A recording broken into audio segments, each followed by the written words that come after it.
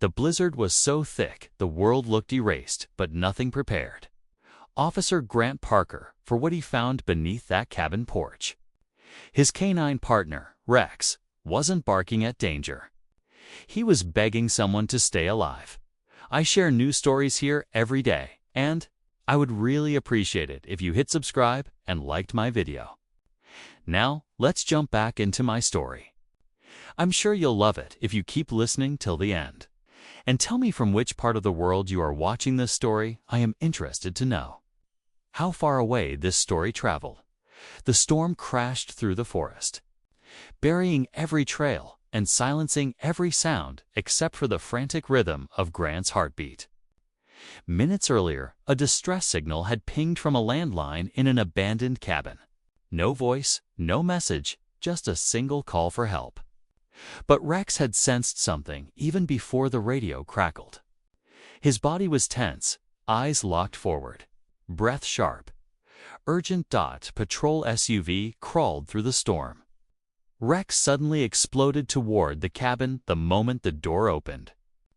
Grant stumbled after him, boots sinking deep into the snow. Rex wasn't just alarmed, he was terrified. His paws scraped across the porch, circling, sniffing, whining. Then suddenly barking a sound Grant had never heard from him before. Grant looked up and froze. A rope hung from the porch beam, crystals clinging to its frayed end. Stuck to the broken knot was a shred of blue fabric, the kind a child would wear. Rex bolted around the cabin, barking wildly. Grant followed, heart pounding like a drum in his throat. And then he saw her. A little girl, no older than 9, was hanging beneath the porch roof. Her arms bound to her sides, her head drooping, her breath fading like a dying ember. Grant lunged forward, slicing the frozen rope with shaking hands. He caught her just before her body collapsed into the snow. She was ice cold. Too cold. Her pulse barely there. "Stay with me," he whispered, wrapping his jacket around her tiny, shaking frame. "I've got you." But Rex wasn't done.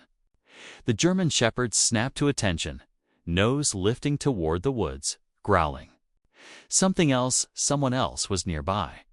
Grant tried his radio. Static.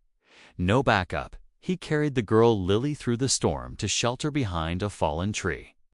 He wrapped her in his emergency blanket and rubbed warmth back into her limbs.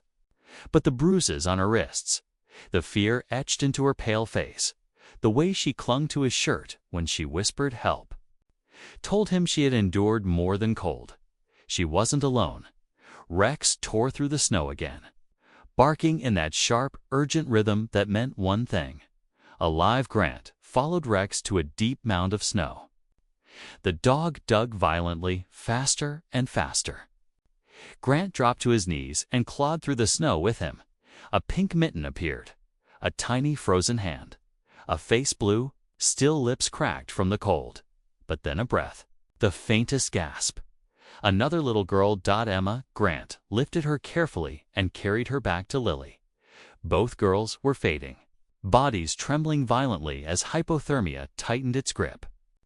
Rex pressed against them, sharing his warmth, refusing to move even as the storm battered them. "Who did this?" Grant whispered. Lily's voice cracked as she answered. He said he'd bury her so the storm would finish her." Grant's blood turned to ice. Rex barked again, 3 sharp barks. His alert signal. He'd found something else. Tracks, footprints. A trail, and then Lily's terrified whisper gave the nightmare a darker truth. He wasn't trying to take kids. He said kids make police run faster. Grant froze. The girls weren't the targets. He was. The entire cabin. The traps, the buried girl, they were bait. Rex growled, eyes locked on the tree line. The kidnapper was still here, waiting, watching, and ready to strike. Rex's growl cut through the storm like a warning siren. The forest didn't move, didn't breathe, but Grant knew they were being watched. He tucked both girls deeper into the heat blanket. pressing Rex's body close to them for warmth. "I'll be back," he whispered. "Hold on for me." Rex bolted toward the trees, and Grant followed, his boots slamming into the snow as the dog cut a sharp path through the blizzard. The storm swallowed most of the world, but Rex's bark sliced through it steadily, guiding him forward. Branches cracked. Shadows shifted. Something was running.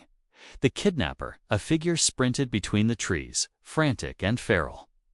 Rex lunged, catching the man's sleeve and ripping him sideways into the snow.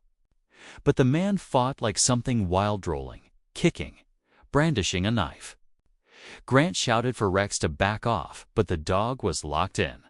Defending his officer, the kidnapper slashed, barely missing Rex's neck. Snow erupted around them as the dog dodged every strike with incredible instinct. Grant closed the distance, but the man slipped free and disappeared deeper into the woods. Rex didn't hesitate. He charged ahead again. Grant pushed through the storm after him until suddenly the trees parted. The cabin reappeared, rising like a dark skeleton from the snow.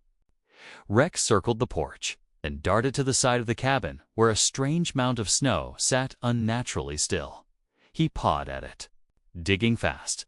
Metal clanged beneath the surface. A hidden door. Grant ripped it open, breaking the ice seal that trapped it shut. A staircase dropped into darkness. The air that rose from below was colder than the storm above, sharp, metallic, and filled with a dread he couldn't name. He stepped inside. The flashlight beam hit shelves lined with jars, blankets, rope, and drawings, childlike drawings taped to the walls.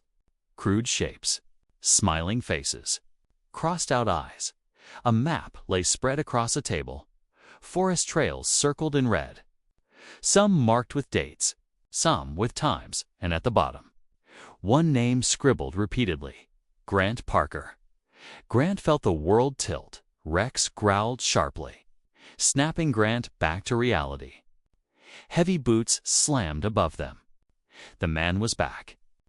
Grant raced up the stairs as Rex shot ahead like a bullet. The kidnapper burst out of the cabin, sprinting into the storm. Rex went after him with a fury Grant had never seen. The man turned, gun flashing in his hand. The shot exploded through the forest, but Rex twisted out of the way, leaping for the man's arm and ripping the gun sideways. Grant slammed into the kidnapper, tackling him into the snow. They fought violently, the man hissing through his teeth. "Those girls weren't for me. They were for you. You always chase. You always follow. You were supposed to fall into every trap." Grant pinned him, Rex snarling inches from the man's face.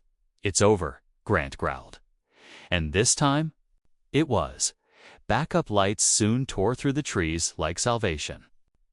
Officers rushed in. Paramedics lifted Lily and Emma into the ambulance, working frantically to stabilize them. Their tiny hands were wrapped in blankets, their faces pale but alive. Parents arrived, sprinting, sobbing, dropping to their knees beside their daughters. Lily's mom whispered, "My baby, you're safe now." As tears froze on her cheeks, Emma's father stroked the side of his daughter's face, whispering, "Daddy's here. Daddy's here." A medic looked up at Grant. "They're critical, but stable. You got to them just in time." Grant exhaled a breath he didn't even realize he'd been holding. Rex nudged his leg gently, eyes fixed protectively on the girls. Then the hospital call crackled through the radio. A tiny, weak voice. "Officer Grant." Grant smiled softly. "I'm here, Lily. You've saved us. And your dog stayed with us in the snow." Grant looked at Rex. "He heard you." A second voice joined in, shaky but brave. "Will you come see us? We want to thank you." "You won't get rid of us that easily," Grant said, eyes stinging. Rex barked once, proud. Sealing the promise, two little girls lived. A monster was stopped, and the world would never forget the night a police dog became a hero in the heart of a deadly storm. Thanks for watching till end. Please like and subscribe my channel. I will be very thankful to you.